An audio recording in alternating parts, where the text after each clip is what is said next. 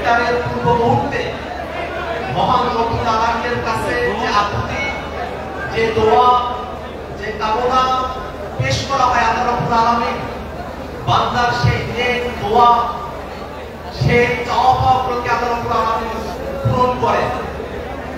আজকে ইফতারের পূর্ব মুহূর্তে দাঁড়িয়ে আমরা আল্লাহ রব্বুল আলামিনের কাছে চাই, গত জুলাই আগস্টে আমাদের ভাইদেরকে যারা নির্মমভাবে নিপীড়ন করেছে, যারা গুলি করেছে, যারা চাপাতি দিয়ে কুপিয়েছে, যারা পুড়িয়ে ফেলেছে, যারা হত্যা করেছে, আল্লাহ রাব্বুল আলামিন যেন আমাদেরকে তৌফিক দেন ওই সব খুনিদের বিচার যেন এই বাংলার জমিনে আমরা দেখে দিতে পারি।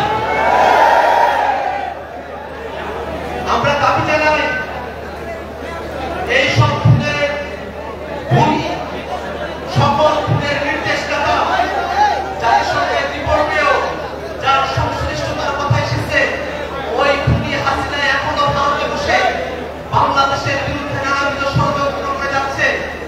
আমরা অন্তর্বর্তীকালীন সরকারের কাছে দাবি জানাই, আজ আহত এবং শহীদ পরিবারের পক্ষ থেকে আমরা দাবি জানাই, অতি দ্রুত শেখ হাসিনাকে দেশে ফিরিয়ে নিয়ে এসে বিচারের মুখোমুখি কাঠগড়ায় দাঁড় করাতে হবে। যদি শেখ হাসিনাকে বাংলাদেশে ফিরিয়ে নিয়ে আসা না যায়, তাহলে আন্তর্জাতিক পরিমণ্ডলে হলেও আন্তর্জাতিকভাবে শেখ হাসিনার মানবতা বিরোধী অপরাধের বিচার সম্পূর্ণ করতে হবে। এই বিচার প্রক্রিয়ার সঙ্গে বাংলাদেশের বিচার বিভাগ জড়িত, বাংলাদেশের সচিবালয় জড়িত, বাংলাদেশের সকল প্রতিষ্ঠানগুলো জড়িত।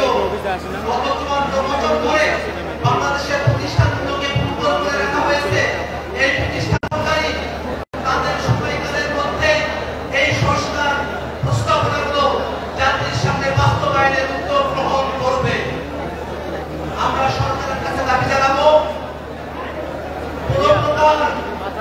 ষড়যন্ত্রের মধ্য দিয়ে, শুধুমাত্র নির্বাচনের আরোপের মধ্য দিয়ে সংস্কার এবং বিচারের যে দাবি, সেই দাবি থেকে জনতাকে পিছুপা করে রাখা সম্ভব নয়।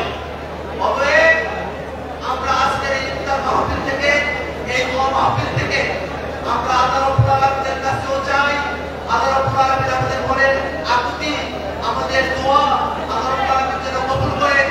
একই সাথে আমরা শহীদ পরিবার, আহত যোদ্ধা এবং জাতীয় নাগরিক পার্টির যারা সদস্যবৃন্দ আছি, আমরা রাজপথে হাজির থেকে এই খুনি হাসিনার বিচার এবং বাংলাদেশ রাষ্ট্রনীতি করবার জন্য যে সংস্কার প্রয়োজন, সেই সংস্কারের জন্য আমরা রাজপথে আমাদের হাজিরা অব্যাহত রাখবো। ধন্যবাদ সকলকে।